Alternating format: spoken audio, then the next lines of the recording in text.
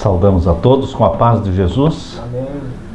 Você está aqui porque o Espírito Santo planejou e trouxe você até aqui. Ninguém está aqui por acaso. Deus tem um plano para a sua vida. Deus tem um plano para esta igreja e para você que chegou até aqui. Antes de iniciarmos o estudo da palavra de Deus, queremos orar. Oremos ao Senhor. Pai querido, estamos aqui na Tua presença, Te adorando, louvando o Teu nome através de cânticos, de hinos, de orações, de estudo da Tua palavra. Estamos aqui prontos e abertos para Te ouvir a Tua voz. Senhor, nos fale através da Bíblia. Senhor, aceite o nosso coração. Senhor, purifique o nosso coração pelo sangue de nosso Senhor Jesus. Faze-nos justos em Jesus. Faze-nos santos em Jesus. Recompensa a cada um que escolheu estar aqui. Abençoa-nos, Pai. A todos os que estão assistindo pela internet, aqueles que estão acessando esta mensagem, que eles também sejam alcançados pelas Tuas bênçãos lá onde estão. É em nome de Jesus que pedimos e agradecemos. Amém. Abram a Bíblia, queridos, em Apocalipse capítulo 22 e o verso 17. Apocalipse capítulo 22 e o verso 17. Hoje nós queremos falar sobre graça. Graça, uma porta aberta. Graça, uma bênção divina. E aqui diz em Apocalipse 22, verso 17, e o Espírito e a esposa dizem, vem. E quem ouve, diga, vem. E quem tem sede, venha. E quem quiser, tome de graça da água da vida. Só não toma de graça a água da vida aquele que não quer. Aquele que não deseja. A porta está aberta. Queridos, abra sua Bíblia agora em Romanos capítulo 3. Romanos capítulo 3 e o verso 23 e 24. Romanos capítulo 3 e o verso 23 e 24. Aqui nós lemos: porque todos pecaram e destituídos estão da glória de Deus. Estamos no mesmo nível, pecadores. Estamos na mesma situação, pecadores, eu e você. Não há nenhum mais santo, nenhum mais pecador. Todos nós estamos destituídos da glória de Deus, porque todos pecaram. Está claro isso na palavra de Deus. Mas a outra bênção está no verso 24. Sendo justificados gratuitamente pela sua graça, pela redenção que há em Cristo Jesus. Tão certo como pecamos e estamos destituídos da glória de Deus, também certo é de que nós fomos gratuitamente justificados, salvos, perdoados pela graça do nosso Senhor Jesus Cristo. E abra a Bíblia também em Romanos capítulo 5 e o verso 1. Romanos capítulo 5 e o verso 1. Sendo, pois, justificados pela fé, temos paz com Deus, por nosso Senhor Jesus Cristo. E o verso 9. Logo muito mais agora, sendo justificados pelo seu sangue, seremos por ele salvos da ira. Não somos perdoados e salvos pela obediência nossa. Nós somos salvos, perdoados, redimidos pelo sangue de Jesus, pela fé em Jesus Cristo, pela graça de Jesus. Não é a nossa obediência que nos leva e conquista a salvação, mas é a obediência perfeita de Jesus é que nos dá a salvação. Porque Ele foi obediente, porque Ele tem méritos e muitos méritos de uma vida perfeita. Ele nos concede estes méritos. Todo aquele que clama pelo sangue de Jesus Cristo, todo aquele que clama pelo nome Salvador, Jesus Cristo, aquele que nos salva dos nossos pecados, esta pessoa vai ser creditada para ela a obediência de Jesus. E Deus o Pai olhará para você e verá em você a obediência de Jesus, não a sua, mas a obediência de Jesus, que a todos nós é acreditada.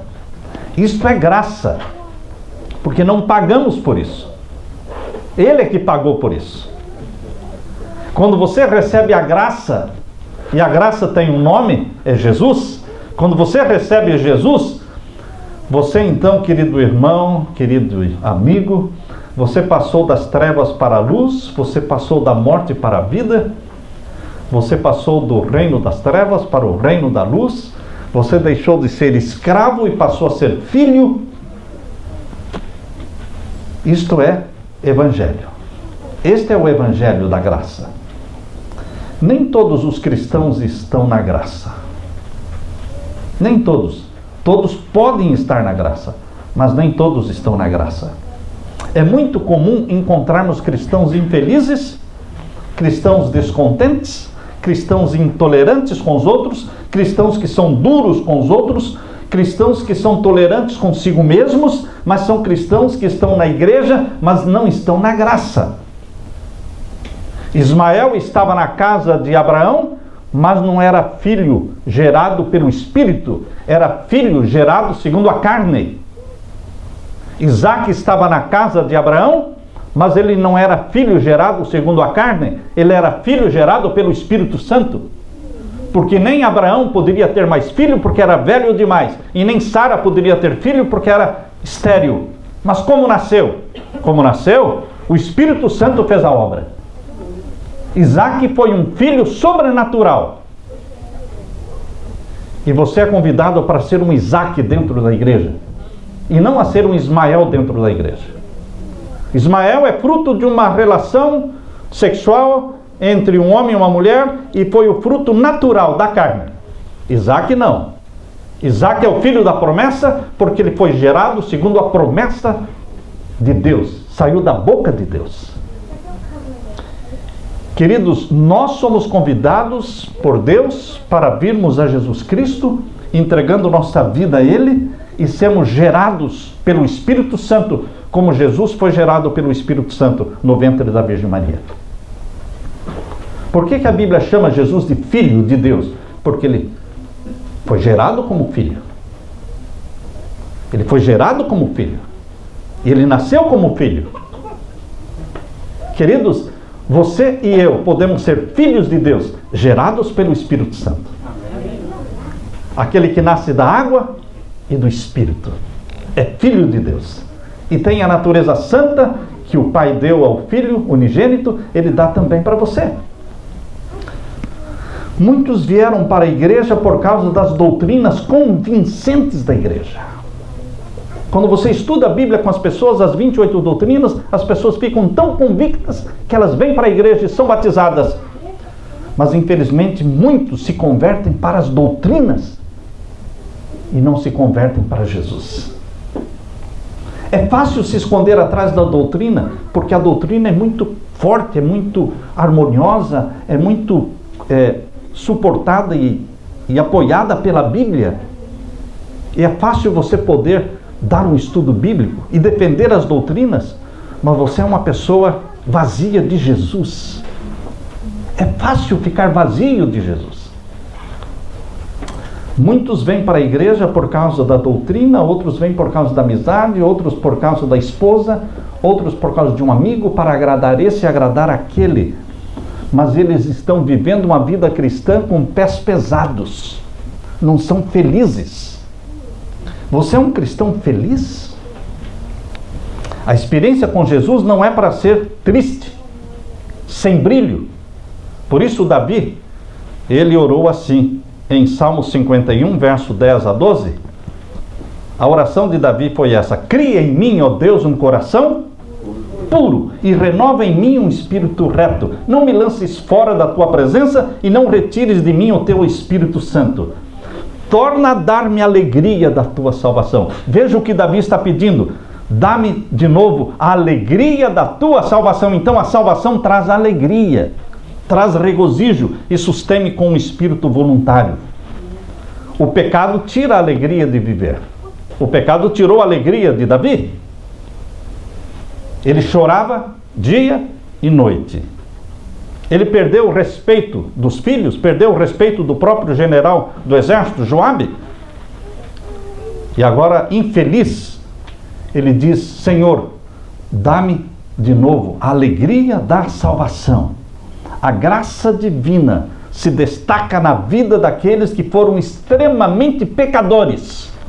As pessoas que não são extremamente pecadoras correm o risco de viverem satisfeitos consigo mesmos. Nicodemos é um exemplo de homem que era satisfeito consigo mesmo.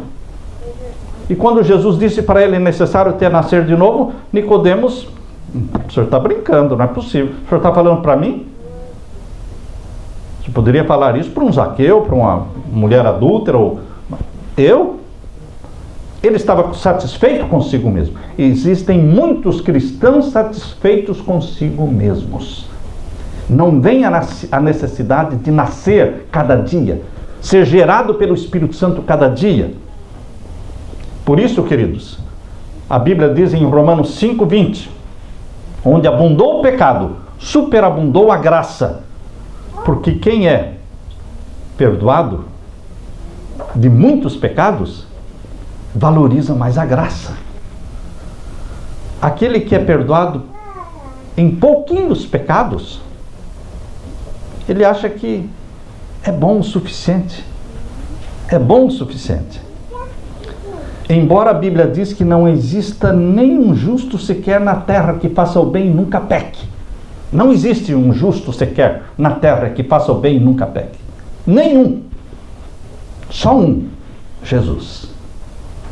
Viveu uma vida de justiça, de perfeita obediência. E Jesus não precisava da graça, não. Eu achei um absurdo um dia assistindo um sermão de um pastor, e o pastor falou que Jesus também dependia da graça divina. Para onde é que nós estamos? Jesus precisava da graça? Ou Jesus é a graça? Jesus é a graça. Lembram-se vocês que Adão foi criado perfeitamente capaz para obedecer? Lembram-se vocês?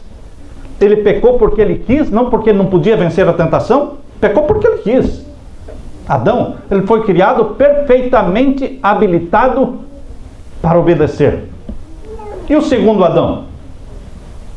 Jesus Cristo. Será que Jesus Cristo não foi gerado no ventre da Virgem Maria pelo Espírito Santo? O santo que de ti há de nascer será chamado Filho do Altíssimo. Será que ele não nasceu gerado pelo Espírito Santo, habilitado para obedecer? Sim. Ele nasceu habilitado para obedecer. Ele não precisava de graça para obedecer, porque ele é a graça. Ele é a graça. Eu preciso de graça. Só precisa de graça quem é pecador. Quem não é pecador não precisa de graça. Adão no jardim do Éden, antes de pecar, não precisava de graça. Mas depois que ele pecou, um cordeirinho morreu. E Deus arrancou as folhas de figueira do corpo de Adão e Eva e os vestiu com a pele do cordeiro, dizendo: isso é graça. Porque você deveria morrer e um cordeirinho morreu. Isso é graça. Jesus morreu no meu lugar. Isto é graça. Jesus é a graça eterna, infinita, extasiante. Queridos, Zaqueu precisava da graça. Maria Madalena precisava da graça. O ladrão ali na cruz, ao lado de Jesus, precisava da graça. Mas Nicodemos achava que ele não precisava da graça. Nascer de novo? Para quê? Porque nascer de novo é ser gerado pelo Espírito Santo, é receber a graça. Ele achava que não precisava. O ponto que nós queremos destacar é que não precisamos ser assassinos, ladrões ou adúlteros para entender a graça de Deus. A graça divina também se manifesta na vida de homens e mulheres que foram olhados como personagens obedientes a Deus. José também. A graça não é somente para aquele que cai. A graça também é para sustentar os que estão em pé. Muitas vezes vemos a graça de Deus só como um meio de levantar todos os que caíram. Não. Também a graça é para sustentar em pé aqueles que não caíram. Todos nós pecamos. Mas mesmo quando você não está pecando, você precisa da graça para se manter em pé. Como José. José fugiu do pecado? Como cometeria eu tamanho mal e pecaria contra o Senhor meu Deus? Isso foi a graça divina que o fez pensar assim e reagir assim. Daniel, Esther, João Batista, Maria, todos eles se mantiveram em pé pela graça divina. Há pessoas que são tão perversas, há pessoas que são tão más, que nós pensamos que elas não deveriam realmente se salvar. Há pessoas que torcem para que a pessoa não se arrependa. Olha, eu estou até torcendo para aquele assassino ou aquele monstro que ele nem se arrependa, porque não é possível ter um homem desse, uma mulher dessa no céu. Você começa até a torcer pelo não arrependimento da pessoa. Manassés era esse tipo de homem, que as pessoas torciam para que ele não se arrependesse. Não se arrependesse. Porque seria melhor o céu não ter um homem como Manassés. Porque Manassés foi um monstro humano. Satanás transforma as pessoas em monstros, que você não consegue imaginar o que a pessoa tem a coragem de fazer. Abra sua Bíblia, no segundo livro de Reis. O segundo livro de Reis, o capítulo 21, e os versos 2 a 7. Capítulo 21, o segundo livro de Reis, versos 2 a 7.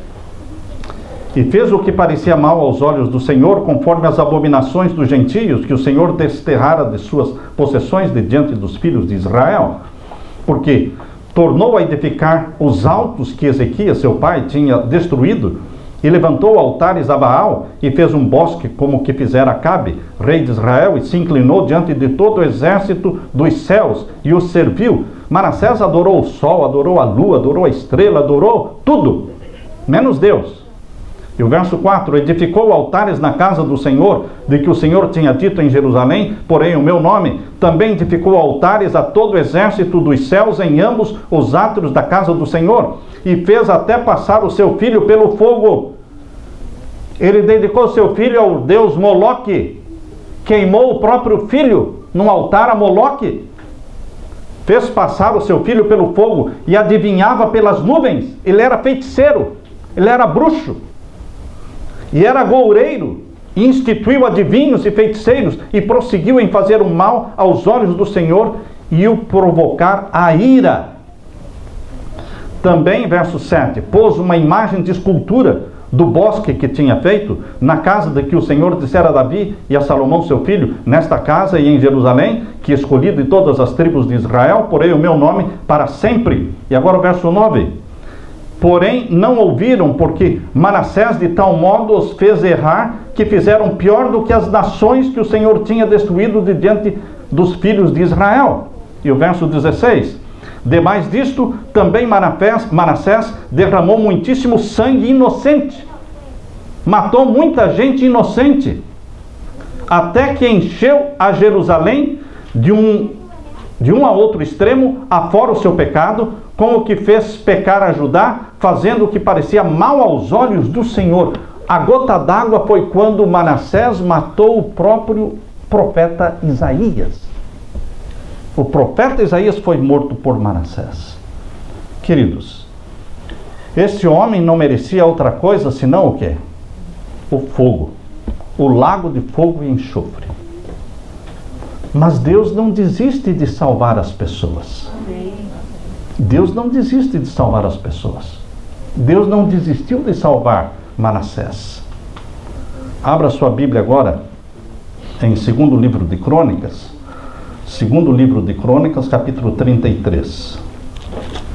Segundo livro de Crônicas, capítulo 33. E os versos 11 a 16. Pelo que o Senhor... Veja que Deus amava Manassés mesmo assim.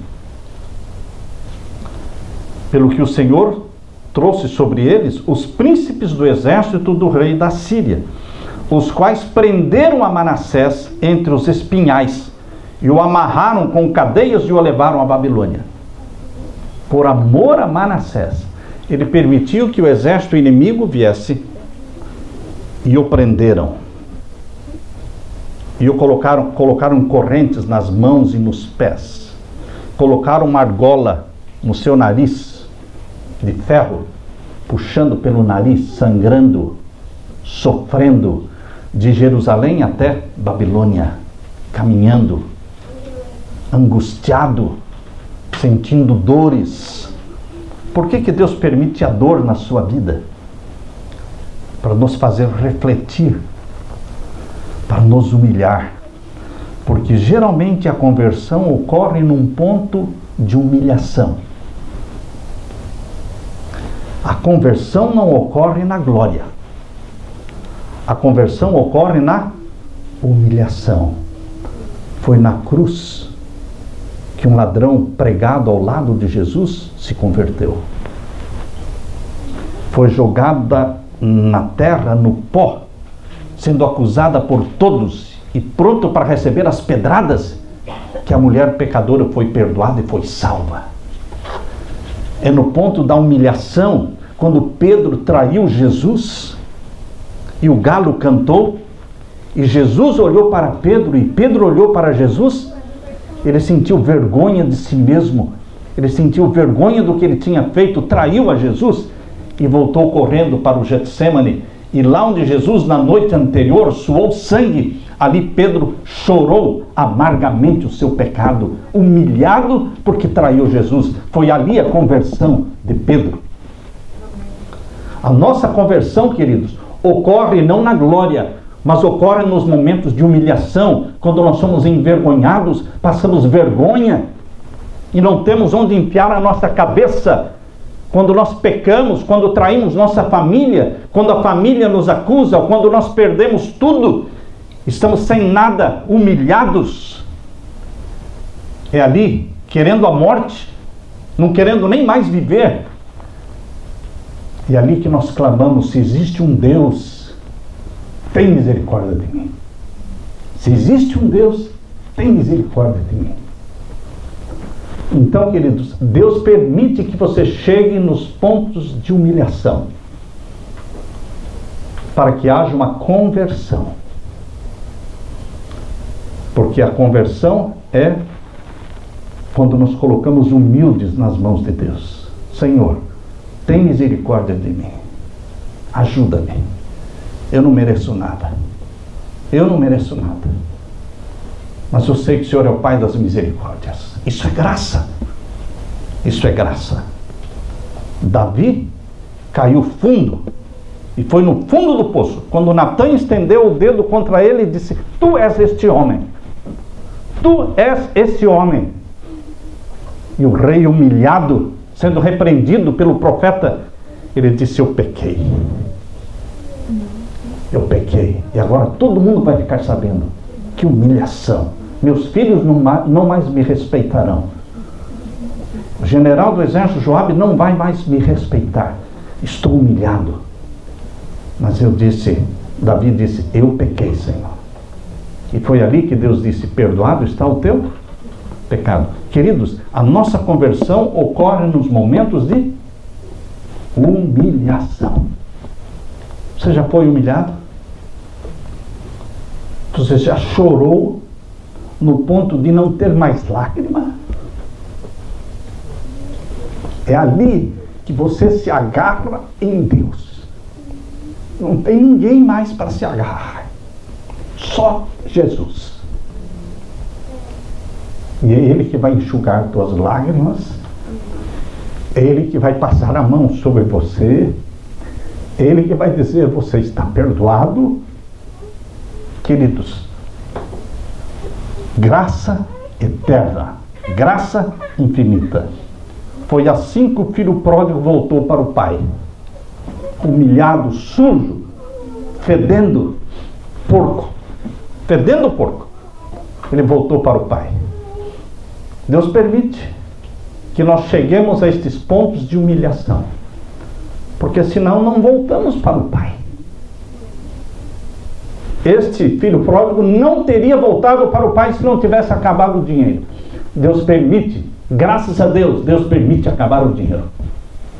Deus permite não ter o dinheiro para pagar o aluguel no próximo dia. Amanhã tem que pagar o aluguel. Eu não tenho nem um centavo do dinheiro do aluguel, Senhor. Deus permite para que você se humilhe, para que você clame. E Deus apareça como o Deus do tudo pode. O Deus do impossível. Foi assim que Deus salvou Nabucodonosor, na humilhação, passando 7 anos comendo capim no spa. Esse é o spa de Deus. 7 anos só com grama e água. E nesse estado de humilhação foi a conversão de Nabucodonosor. Foi no estado de humilhação quando Sansão ficou cego e o pegaram para ser um palhaço de circo. Foi nesse estado de humilhação que Sansão se converteu. Queridos, Deus quer a nossa salvação e Ele quer nos salvar a qualquer custo. Portanto, Ele permite que as humilhações ocorram. A porta da graça está aberta. Aquele que tem sede, venha. Aquele que ouve, diga, vem. E aquele que quiser, venha e tome de graça da água da vida. Deus quer te salvar. Isso é graça. Jeffrey Dahmer. Eu li sobre Jeffrey Dahmer. Quando eu penso na graça divina, eu penso neste homem. Dahmer confessou ter matado 17 adolescentes aqui nos Estados Unidos. Mas ele não só matou 17 adolescentes, ele cortou os corpos dos 17 adolescentes em pedaços. E ele teve sexo com cadáveres e comeu parte desses corpos cadáveres. Isso acontece no satanismo. Quando Jeffrey Dahmer foi morto, lá no centro de correção da Columbia, em Wisconsin, todos tinham convicção de que Jeffrey Dahmer tinha um lugar certo no inferno. E um colunista no jornal escreveu assim: por favor, escreveu para os poderes das trevas, né? Por favor, levem Jeffrey Dahmer. Saiu no jornal. Todo mundo tinha certeza de que ele estava perdido e destinado ao lago de fogo e enxofre. Mas, durante os anos que ele passou na prisão, ele começou a ler a Bíblia. Ele aceitou a Jesus como Salvador. Ele foi batizado. Ele encontrou o perdão. Ele encontrou a paz. E você pode dizer: ah, não, isso não. Jeffrey Dahmer no céu comigo? Não, esse cara merece o inferno. E você? Você e eu não merecemos o lago de fogo e enxofre? O salário do pecado é a morte. Não há nenhum justo sequer que faça o bem e nunca peque. Destituídos estamos da glória de Deus. Todos merecemos o quê? O lago de fogo e enxofre. Mas todos nós estaremos no céu. Amém? Amém. Aleluia! Porque pela graça de Jesus Cristo nós somos salvos. É a graça de Jesus que nos salva. É pela graça que vamos para o céu. É a obediência de Cristo que é acreditada para você. É porque Ele é bom que nós somos salvos. Não é porque nós somos bons, mas porque Ele é bom, nós somos salvos. Bendita a graça. A Deus toda a glória. Amém. Amém. Hoje é um dia de ceia do Senhor. Esse sermão é um sermão para ninguém ficar fora da ceia. Para ninguém se sentir indigno. Por quê? Porque há pessoas que se sentem indignas. Eu quero dizer que se alguém aqui que se sente digno, não precisa tomar da ceia. Mas se você se sente indigno, você precisa da ceia. A ceia é para aqueles que são reconhecidamente pecadores. Pecadores arrependidos. Pecadores que querem agora dizer: Senhor, perdoa o meu pecado. Perdoa a raiva, o ódio que eu tenho daquele irmão. Perdoa aquela palavra nervosa ou que feriu a minha esposa. Perdoa-me, Senhor. Perdoa o meu marido, perdoa a mim, perdoa. Queridos, Deus quer que nós participemos da ceia do Senhor, do lava-pés.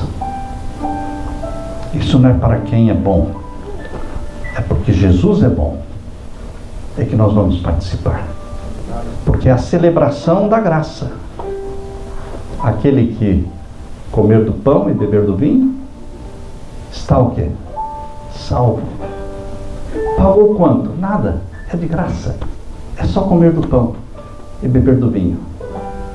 Lembram-se vocês no deserto, quando todo mundo estava morrendo, picado pelas serpentes, e Moisés levantou a serpente de metal, e Deus falou para Moisés: fale para o povo, todo aquele que olhar para a serpente se salva. Simples assim. Olhava para a serpente e se salvava. Porque Jesus se tornou serpente no seu lugar na cruz. Na cruz Jesus se tornou pecado. Jesus se tornou serpente no nosso lugar, para que nós tenhamos vida, vida que é dele. Amém? Isso é graça.